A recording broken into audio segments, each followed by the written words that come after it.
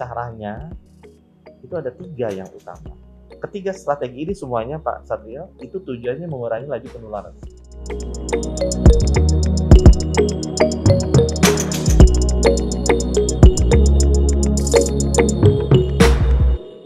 Selamat datang di Unlocking Potential, seri podcast Tanoto Foundation, membahas isu-isu terkini, isu-isu pendidikan, pengembangan sumber daya manusia, dan keberlanjutan.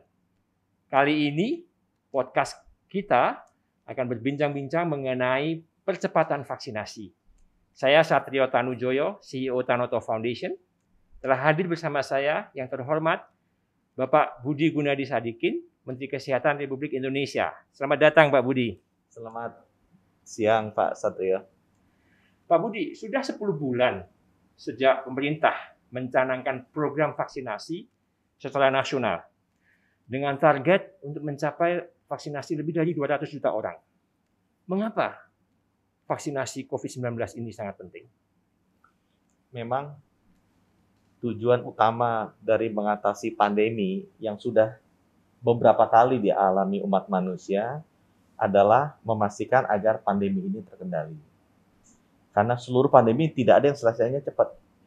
Ya, setahu saya paling cepat sekitar 5 tahunan. Tapi ada yang 10 tahunan, bahkan ada yang 100 tahun seperti polio itu masih saja tetap ada bakteri atau virusnya. Untuk itu, para epidemiologis menyarankan bahwa mengendalikan pandemi adalah hal utama. Mengendalikan pandemi artinya jangan sampai orang yang membutuhkan perawatan di rumah sakit itu melebihi kapasitas rumah sakit kita. Nah, oleh karena itu, kita harus melakukan langkah-langkah mengurangi laju penularan.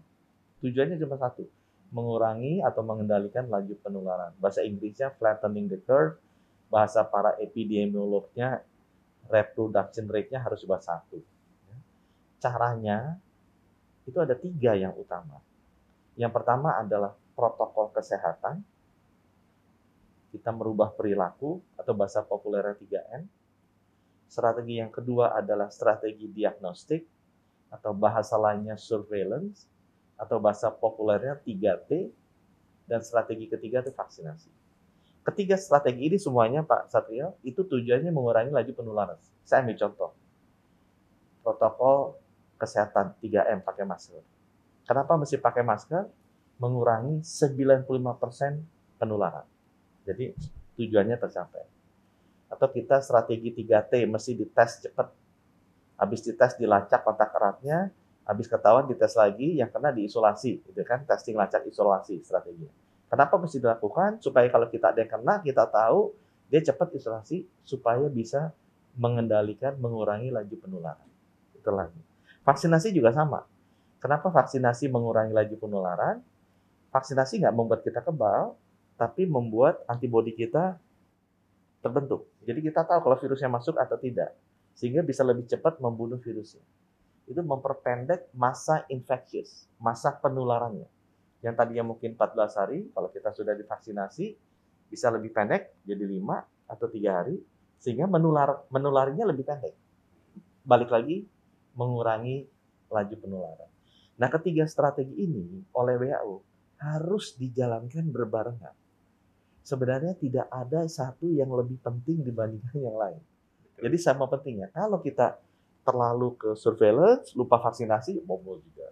Tetapi sama, kalau terlalu banyak divaksinasi, lupa yang lain, bobol juga. Kita lihat contoh-contohnya di negara-negara seperti Singapura, Israel, Amerika yang tingkat vaksinasi udah tinggi, tetap saja dia bisa tertular. Kalau strategi 3M-nya atau protokol kesehatan dan strategi 3T atau surveillance-nya tidak dijalankan kembali.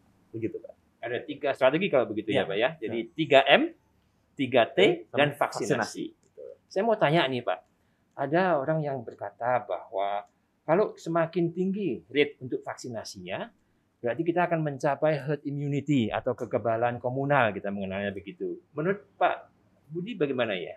Betul.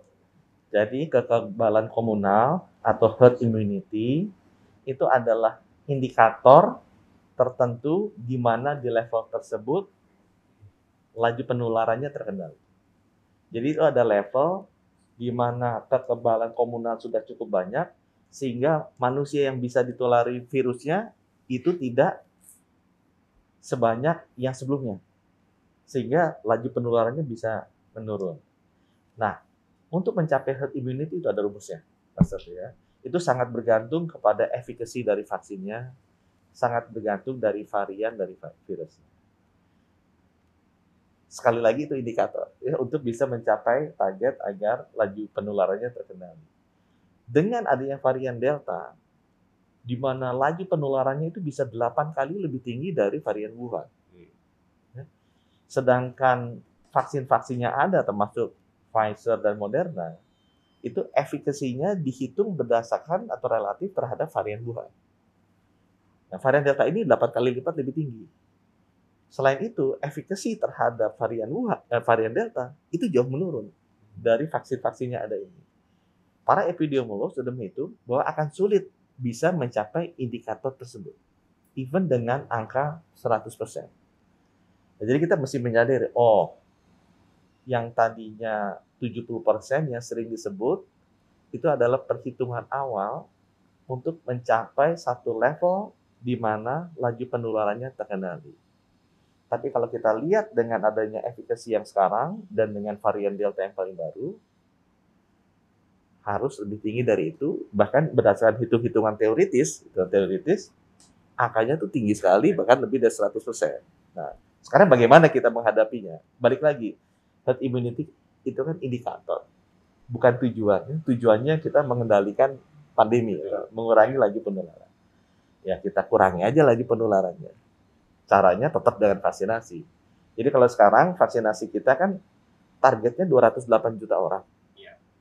Jadi kita nggak ngejar 70% dari 28 juta. Ya semuanya aja kita vaksin. Dengan demikian kan yang memiliki antibodi nanti tambah banyak, ya vaksinnya masuk ke dia juga susah. Tetap nanti penularannya akan terkendali. Demikian Pak Satrio. Jadi banyak variabelnya juga ya, bagaimana untuk melandaikan infeksi rate dan segalanya. Tetapi ada yang mengatakan bahwa kalau kita itu punya kekebalan komunal atau herd immunity, itu apa ya Pak artinya? Apakah itu berarti tidak ada lagi orang yang terinfeksi begitu? Nah, kembali kekebalan komunal atau herd immunity adalah satu indikasi level tertentu di mana virus itu tidak bisa menyebar secara eksponensial. Jadi virus ini nih bahayanya nih semua pandemi sebenarnya, pandemi Black Death, Spanish flu, atau HIV itu sama bahayanya adalah dia satu orang nularin 2 nularin 4, 8, terus jadi eksponensial ya kan. Nah ini yang berbahaya itu eksponensialnya, padahal cepat sekali. Akibatnya nanti banyak yang kena, butuh rumah sakitnya nggak cukup. Nah di situ meninggalnya bukan gara ketularannya, tapi gara-gara rumah sakitnya nggak cukup. Nah sekarang kita harus bisa pastikan kalau udah 1 nularin 4, apalagi Delta kan 1 nularin 8 nularin 64 gitu. Nah yang namanya kekebalan komunal adalah kalau 1 naik 8 64, dari 64 turun ke 50. 64 orang ini hanya nularin 50 hanya nularin misalnya 25. Nah itu indikator herd immunity itu substansinya di situ. Adalah satu level kekebalan di mana virusnya kalau dia mau ekspansi secara eksponensial, dia udah nggak nemu tempatnya lagi. Karena dia masuk Pak Satrio, aduh, cuma bisa 2 hari saya udah keburu mati nih, belum bisa nularin orang gitu, atau nularin orangnya cuma 1 gitu. Dia mau pindah lagi ke tempat lain, dia juga udah ada kekebalannya. Jadi akibatnya dari 1, 8, 64 dia turun ke 50, ke 40. Itu namanya kekebalan komunal. Jadi jumlah orang yang sudah memiliki antibodi sehingga bisa dimasuki dan virus cukup lama untuk bisa menularkan secara eksponensial, itu sudah sangat banyak sehingga virusnya nggak memiliki ruang. Pengertian mengenai herd immunity tadi. Kalau saya boleh kembali ke vaksinasi. Vaksinasi rate menurut statistik tanggal 11 Oktober itu di Indonesia yang sudah menerima injeksi pertama itu 48,44%. Tetapi hanya 27,8% yang menerima dosis kedua, sehingga dikatakan komplit begitu ya, dari populasi yang kita targetkan. Kita masih ada beberapa kendala nih Pak. Misalnya orang mengatakan bahwa tidak efektif vaksinasi atau takut nanti ada efek sampingnya atau juga mungkin ada alternatif lain yang lain daripada vaksinasi sendiri. Bagaimana pemerintah khususnya Kementerian Kesehatan dalam menanggulangi atau menghadapi kendala-kendala ini? Vaksinasi memang merupakan salah satu strategi untuk mengendalikan pandemi, laju penularan. Terutama itu tadi, dia itu bisa membangun antibodi kita secara buatan. Antibodi itu bisa dibangun dua. Satu secara alamiah, jadi kalau kita kena COVID gitu kan, habis itu tubuh kita, kalau kita selamat insya Allah, tubuh kita aja tahu kan, oh ini virusnya seperti ini nih. Jadi kalau masuk lagi antibodinya udah ada. Atau secara buatan dengan vaksinasi, dikasihnya virusnya lemah, jadi kita antibodinya udah tahu, oh ini musuhnya udah ada. Nah, sekarang memang pentingnya dia, kalau sudah ada antibodi, itu tadi, masa infectiousnya, masa bisa menularkan jadi lebih pendek. Akibatnya, virusnya nggak bisa menular secara eksponensial. Kalau orang-orang sedikit yang divaksin, akibatnya sedikit yang memiliki antibodi, penularannya bisa lebih cepat, eksponensial bisa lebih tinggi. Itu sebabnya memang vaksinasi masif, massal merupakan keharusan.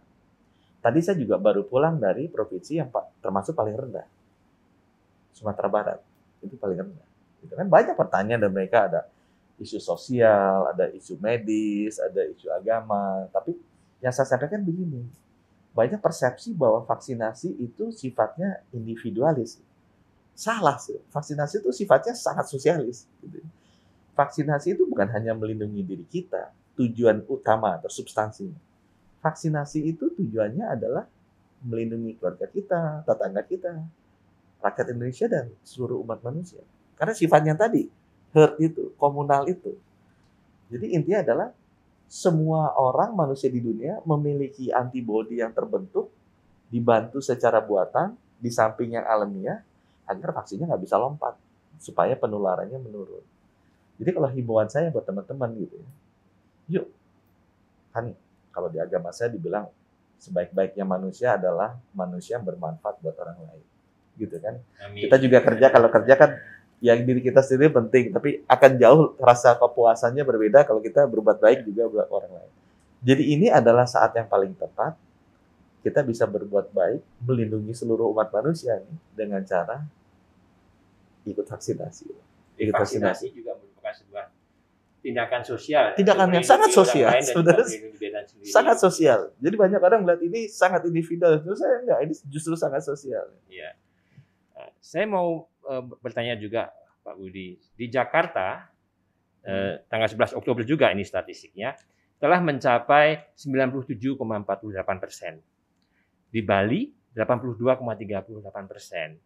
Tapi tadi saya katakan di Indonesia masih rendah, di bawah 30%. Nah, pertanyaannya, Pak, bagaimana strategi Kementerian Kesehatan dalam pemerataan untuk vaksinasi ini, khususnya di luar Jawa dan Bali? Karena vaksinasi ini sifatnya sosial, gimana cara prioritisasinya kan? Siapa divaksin duluan? Yang divaksin duluan adalah, kalau Bapak Ibu ingat apa? Tenaga kesehatan, kalau ingat. Nomor 2, lansia. Nah, prinsip vaksinasi massal di dunia itu satu, Pak, prinsipnya. Prioritisasi itu berbasis risiko. Jadi kenapa dikasih tenaga kesehatan? Karena dia risiko paling tinggi. Karena dia kan tiap hari ketemu sama ngerawat orang-orang yang kena virus. Jadi kemungkinan dia kena virus yang viral load-nya tinggi itu paling besar. Itu sebabnya kenapa dia divaksinasi dulu. Kenapa lansia? Ya kalau rata-rata case fatality rate-nya manusia yang kena COVID itu 2%. Lansia itu 18-20%. Anak-anak, anak sekolah 12-18 itu 0,09%. Jadi bukannya artinya kita nggak sayang sama anak-anak, kita vaksinasi. Tapi orang tua itu jauh lebih berisiko. Itu sebabnya mereka harus didahulukan. Nah itu sama juga untuk masalah pemilihan geografis. Jadi waktu itu kenapa? Kok pemerintah kasih Jakarta duluan? Karena kalau Bapak ingat, mungkin sekarang sih udah lupa, ya, banyak yang lupa. Kalau ingat, Jakarta itu kematiannya paling tinggi, Pak. Paling banyak penularan, paling tinggi. Bali juga sama, penularannya banyak karena orangnya banyak datang dari luar. kematiannya juga balik tinggi. Itu sebabnya kenapa dikasih 2. Ya. Sekarang karena mereka udah turun, nah kita menyebar ke daerah-daerah lain. Tapi daerah-daerah yang tingkat penularannya rendah, tingkat kematiannya rendah, secara risiko rendah, memang kemudian prioritas vaksinasinya ke belakang. Karena kita melindungi dulu nih, nyawa yang udah di ujungnya kalau kena bisa meninggal, itu yang kita lindungi. Jadi prinsip vaksinasi berbasis risiko. Bagaimana dengan pasokan vaksinasinya? Kalau ditanya kenapa sih sekarang baru 100 juta? Ya karena pasokan vaksinasinya masalahnya di situ. Jadi saya ingat pertama kali di Economist adalah salah satu majalah yang saya kagumi. Waktu pertama kali saya naik mulai vaksinasi 13 Januari dikritik, baru jalan seminggu. Rate-nya cuma 100.000 per hari. Aku bilang ya kalau 100.000 per hari, ya kali 30 kan 3 juta per bulan. Karena vaksin cuma ada 3 juta sebulan. Nggak mungkin dong saya 1 juta per hari, 3 hari juga habis. Nah sekarang kebetulan bulan lalu tuh udah bulan September udah 80 juta. Oktober juga sekitar 80 juta. Artinya kita bisa lah 2 jutaan sehari suntikan. Tapi baru mulai sekarang. Kita sampai Juli baru bisa 70 juta vaksinnya kita terima. Nah sisanya untuk sampai 400 juta itu akan datang dari Agustus sampai Desember. Ini mudah-mudahan sekarang sih nggak ada kekurangan vaksin, tinggal nyuntiknya aja. Saya mau bertanya mengenai booster ini, karena di negara-negara yang vaksinasi rate-nya sudah tinggi, itu mereka sudah mulai dengan booster atau penguatan, yang artinya tambah lagi 1 kali vaksinasi atau 1 injeksi. Di Indonesia, kita masih terus pemerataan untuk vaksinasi, tetapi juga ada beberapa orang yang mulai berbicara mengenai booster. Bagaimana tanggapan dari Kemenkes? Booster ini secara klinis terbukti memang meningkatkan antibodi. Kan kita sudah berikan itu untuk tenaga kesehatan. Kalau disuntik 2 kali Sinovac ya ordenya 100, atau paling tinggi 150. Begitu dikasih booster Moderna, itu bisa naik sampai puluhan ribu, 20.000, 30.000 titer antibodinya. Jadi secara klinis memang terbukti dia meningkatkan antibodi. Tapi memang kalau kita ngomong secara etis, yang baru disuntikan tadi Pak Satrio bilang baru 100 jutaan. Jadi ada 100 jutaan lagi rakyat Indonesia yang belum dapat suntikan. Nah kalau ada kelompok masyarakat yang mampu mengakses booster, itu kan pasti memakan jatah yang belum dapat kan. Betul. Nah itu secara etis mungkin agak sulit menjelaskannya. Yang bagaimana kita yang sudah beruntung dapat vaksin 2 kali, minta yang ketiga, padahal ada 100 juta saudara-saudara kita yang even belum dapat sekali suntik. Jadi kalau saya bilang, yuk kita berikan dulu ke teman-teman kita yang belum dapat. Nanti kalau udah semuanya dapat, nah kita suntik booster. Itu hitungan saya harusnya Januari, Februari tahun depan sudah bisa mulai. Dan buat teman-teman, itu kalau titer antibodi menurun, bukan berarti kemudian buruk. Kekebalan kita diingat. Titer antibodi itu istilah teknisnya itu B-cell atau antibodinya itu secara humoral. Tapi antibodi itu ada yang humoral, ada yang selular. Jadi dia nanti ingat selnya bahwa oh ininya musuhnya yang ini nih. Tentaranya walaupun nanti udah turun sedikit, begitu masuk dia cepat bisa bikin lagi. Jadi proteksinya tetap ada. Jadi nggak usah khawatir kemudian proteksinya hilang sehingga kita kena, kita wafat. Enggak. Kalau kita kemungkinan kena masih ada, tetapi chance untuk masuk rumah sakit atau wafat jauh lebih kecil, walaupun sudah 6 bulan divaksinasi. Demikian, Pak. Di bulan Juli, Pak Budi, sampai awal-awal September ya, kita ada krisis oksigen. Dan Pak Budi beserta staf dan berbagai kementerian yang lain telah berhasil mengatasinya. Juga termasuk di dalam usahanya menggandeng swasta, bersama dengan swasta. Sekarang pemerintah berusaha nih menaikkan vaksinasi supaya bisa lebih tinggi lagi. Bagaimana pihak swasta bisa lebih bermitra dengan pemerintah dalam vaksinasi? Saya sejak awal waktu masuk bilang ke Bapak Presiden bahwa program vaksinasi ini atau mengatasi pandemi ini nggak bisa dilakukan sendiri. Ini harus dilakukan bersama-sama. Ini tidak bisa dilakukan secara eksklusif oleh pemerintah, tapi harus inklusif dengan seluruh kelompok masyarakat. Ini tidak bisa dilakukan pendekatannya dalam bentuk program milik pemerintah, tapi harus bisa membangun gerakan di mana semua komponen bangsa bisa dirajut, dan dibuka kekuatan modal sosialnya, ya, social capitalnya untuk bisa dorong. Dan itu terbukti. Saya juga terima kasih karena Tanto Foundation kan banyak membantu untuk urusan oksigen, ya, urusan vaksinasi juga. Banyak perusahaan-perusahaan swasta dan individu juga melakukan hal yang sama. Modalnya hanya video conference gitu, Vicon atau Zoom aja. Artinya modal sosial dimiliki bangsa kita tuh besar sekali.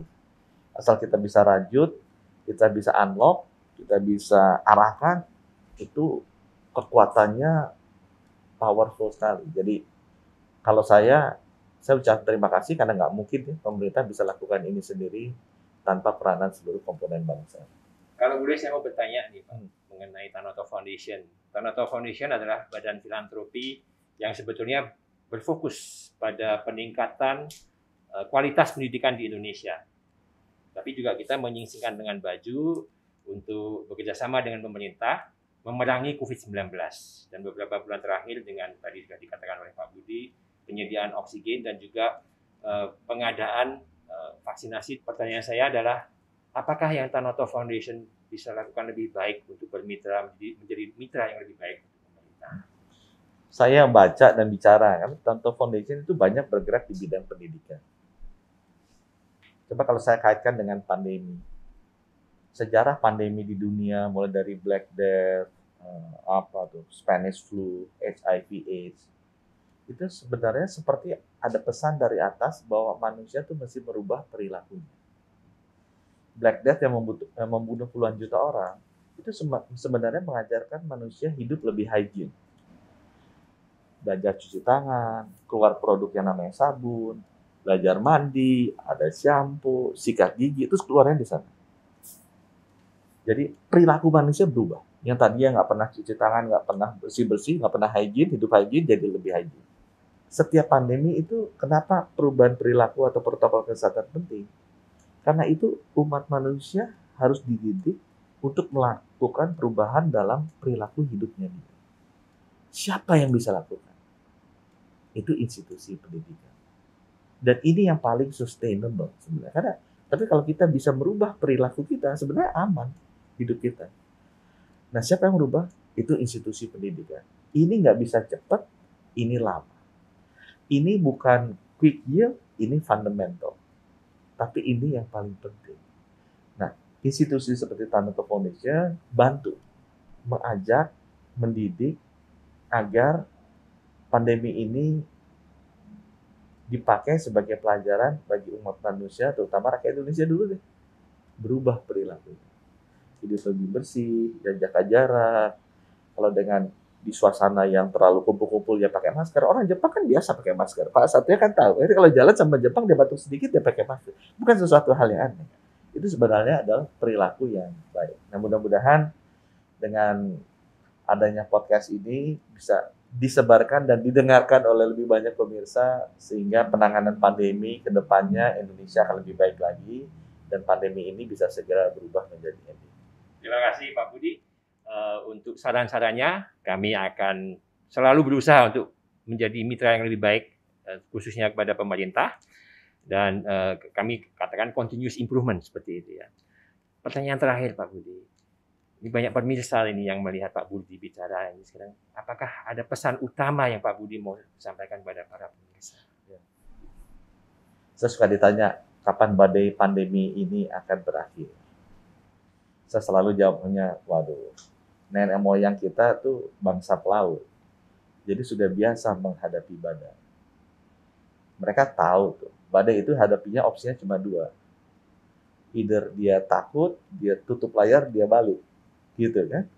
Atau dia kembangin layar, dia pakai anginnya kencang itu menerjang ombak supaya bisa lebih cepat sampai ke tujuannya mereka.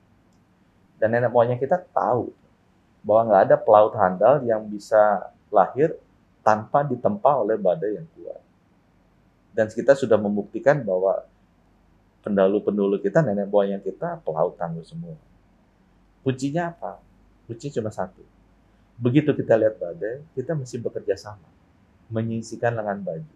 Tua maupun muda. Kaya maupun miskin. Orang Aceh maupun orang Papua. Nggak usah mencela-cela berpikiran negatif, cari kesalahan orang, cari-cari kekurangannya. Kalau kita bisa bekerja sama, harusnya kita bisa lewat badai ini. Dan saya berdoa, saya mengajak, yuk rekan-rekan, ini pandemi ini kita atasi bersama, pasti bisa, asal kita gotong royong, rajut itu modal sosial bangsa Indonesia luar biasa, pasti kita lalui badai ini. Terima kasih. Terima kasih Pak Menkes untuk waktu yang telah diberikan. Dengan berusaha bersama, kita akan terlindungi semuanya dari COVID-19. Terima kasih. Terima kasih juga ya Pak Satyo serta Tanoto Foundation. Sukses dan sehat selalu.